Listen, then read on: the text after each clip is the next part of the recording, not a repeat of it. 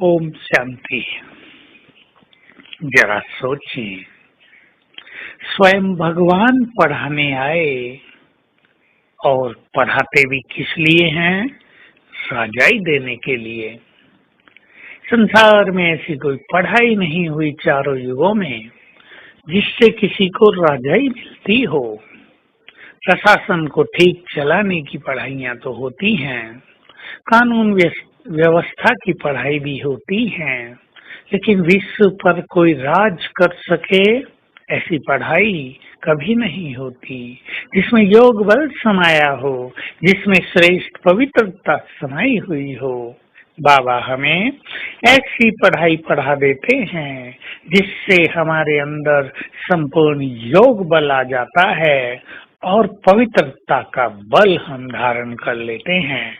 इन दोनों के बल से ही कोई आत्मा विश्व पर राज करने के योग्य बन जाती है।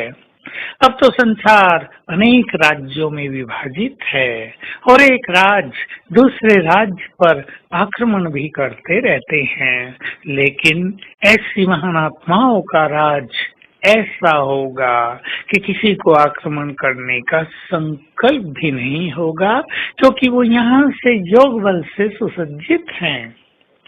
तो हम ध्यान दें ऐसी पढ़ाई पर। क्या हमारा संपूर्ण अटेंशन है, या हम अपने कारोबार में इतने व्यस्त हो गए हैं कि पढ़ाई के लिए हमें फुर्सत ही नहीं है।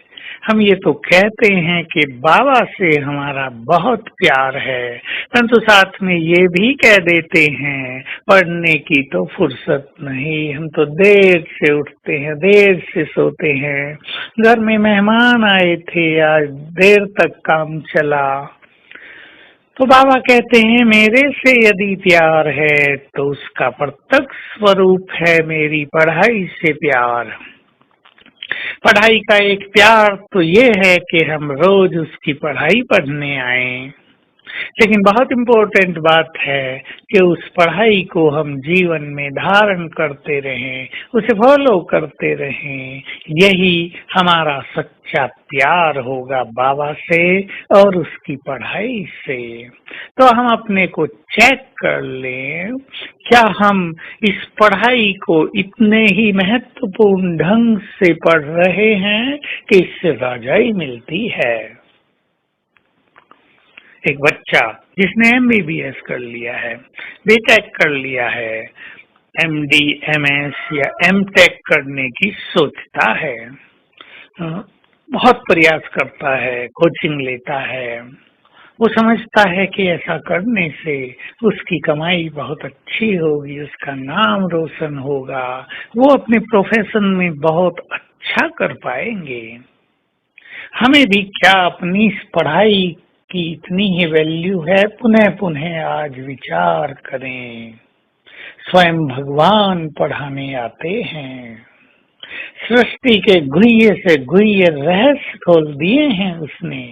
वो हमारी समझ में तभी आएंगे जब हमारी बुद्धि स्वच्छ होगी, पवित्र होगी। क्लीन भी हम बुद्धि को करें, व्यर्थ से मुक्त, और पवित्रता के बल से इसको पवित्र भी बनाएं, तो सृष्टि के सारे रहस्य भी हमारी समझ में आते रहेंगे। तो हम रोज की मुरली से कोई 2 बातें अवश्य याद कर लिया करें। जितनी बार दिन में उन्हें याद करेंगे उन पर मनन चिंतन होगा और व्यर्थ से मुक्ति रहेगी। चाहे कहीं उनको लिख के रख लें, स्लोगन वरदान लिख लें, जिससे हम बिल्कुल श्रेष्ठ स्थिति में रहें, चिंतन में रहें। क्योंकि बाबा की बातें तो बहुत गुह्य हैं, परंतु वो समय पर भूली रहती हैं। तो आज मनन शक्ति को बढ़ाते हुए, ये संकल्प करते हुए सारा दिन इस नशे और खुमारी में रहेंगे।